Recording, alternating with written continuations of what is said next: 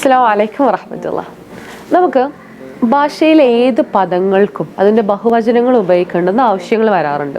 അപ്പം അറബിയിൽ എങ്ങനെയായിരിക്കും, അറബിയിൽ പല രൂപത്തിൽ ബഹുവചനങ്ങൾ ഉണ്ടാക്കാറുണ്ട്. അപ്പോൾ നമ്മൾ റാൻഡമായിട്ട് കുറച്ച് വാക്കുകൾ സെലക്ട് ചെയ്യാം. ഒരു 5 വാക്കുകൾ പറയാം, അതിൻ്റെ പ്ലൂറൽ ഫോം എങ്ങനെയാണ് അത് ചെയ്യുന്നതെന്ന് നോക്കാം. ഫസ്റ്റ് നമുക്ക് കിതാബ്, വളരെ ഫെമിലിയർ ആയിട്ടുള്ള വേർഡാണ് കിതാബ്. ബുക്കിന് നമ്മൾ പറയാം കിതാബ് എന്നാണ്. ഇനി ഒരുപാട് ബുക്കുകളുണ്ട്. ബുക്സ് ആണെങ്കിൽ കുത്തുബ് എന്നാണ് പറയുക. അപ്പോൾ കിതാബ് എന്നുള്ളത് കുത്തുബായി.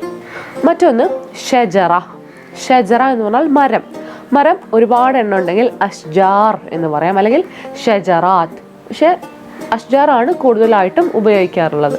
മറ്റൊന്ന് നാഫിദ എന്നാണ്. നാഫിദ എന്ന് പറഞ്ഞാൽ വിൻഡോ.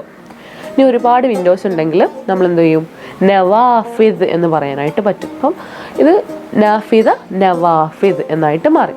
മറ്റൊരു വാക്കുള്ളത് ബേത്ത്. ബേത്ത് എന്ന് പറയുന്നത് വീടാണ്. ഒരുപാട് വീടുകളുണ്ടെങ്കിൽ ബുയൂത്ത് എന്ന് പറയാം. മറ്റൊന്ന് കലം.